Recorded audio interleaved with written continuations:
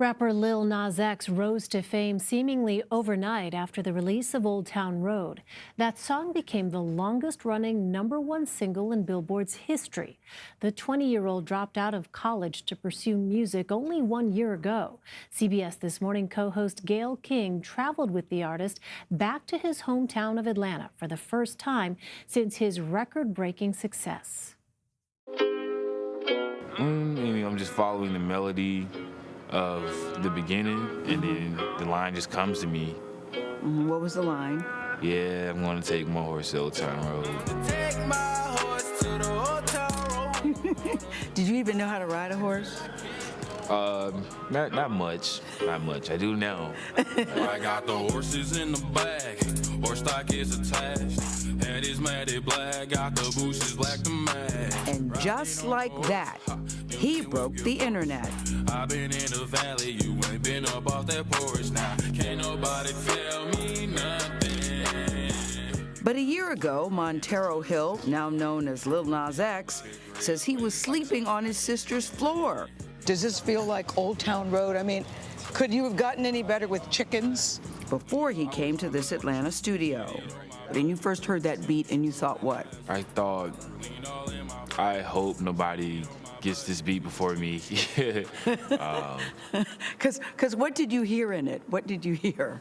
It sounded like an anthem to me. I don't hear those like that often, where you just know it's like, this one is special. And so then you paid $30 for it? Yes, I leased it for about $30 when I got that money together, and then I had to wait another month until I could go into the studio for like $20 Tuesdays. Can't nobody tell me nothing. Boy, this is small in here. So you did that song in here? Yeah, simplicity is key. David Morgan, who goes by Cinco, was the engineer on the original recording. I can't say I knew it was a hit, but I knew it was a good song, and I expressed that it was different, and I felt that different is good. And I remember telling him that you never know what different can do for you.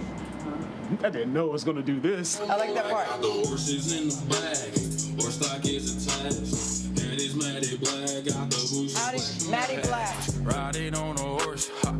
You get into the studio, and you decide to put a country twist on it? No, I knew from the start of hearing the beat I was gonna put like a country twist on it. Were you a country music fan?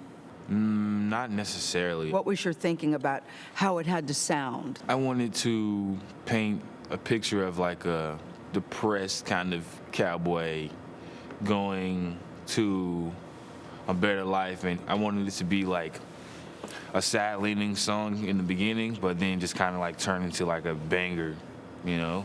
By then, you sort of thought, I'm on to something here. Didn't you think that? I'm on my way? The day the song came out, I knew I was on to something. I knew if I pushed this as hard as I could to keep this momentum going, I'm going to have something. Bob Lefsetz is a music industry analyst. He joins me now from Los Angeles. Thanks so much for joining us, Bob. Good being here. So Old Town Road is the only song streamed over 1 billion times this year. How are those streams monetized? Well, there's a certain rate on Spotify for paid and unpaid, and then also there's YouTube, etc. At this point in time, all streams included, he's made about $2 billion is the revenue from the song, and then he gets his cut from that. Well, back in my day, artists used to make money from CD and record sales. Now, music is predominantly consumed through streaming services. Are artists able to make similar profits through these modern avenues of music consumption?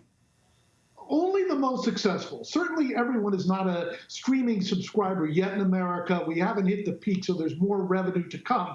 But the pot is split up based on the number of streams. So if you have more streams, you make more money.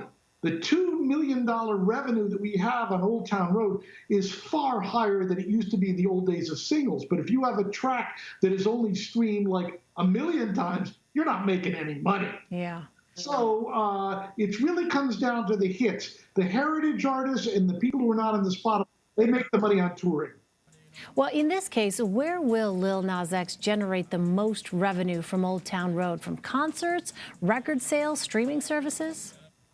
He'll definitely make the most from streaming services. What has been left out here is the track blew up via TikTok, a children's streaming service with very short segments, and Old Town Road was used to make these short videos. That got the track going. Radio came last. Well, as we heard in Lil Nas X's interview with Gayle King, he initially paid $30 to lease the beat used in the song. Can you explain the process artists go through in leasing music? And will the person he leased the song from continue to profit from the song's success? In this particular case, it's a flat fee, but since the record was so successful, the person he licensed it from, he gave an additional cut. But the most interesting thing is the original song was based on a sample from Nine Inch Nails' Ghost album. Right. Now, Trent Reznor is on the writing credit, but we do not know what percentage was ultimately given him. Traditionally, when you sample without rights, you forfeit an incredible percentage of the writer's revenue. There's two sides. There's the writers and the performers. It's such a different environment now. Bob Lefsetz, thank you so much for your insight, Bob. Great to be here.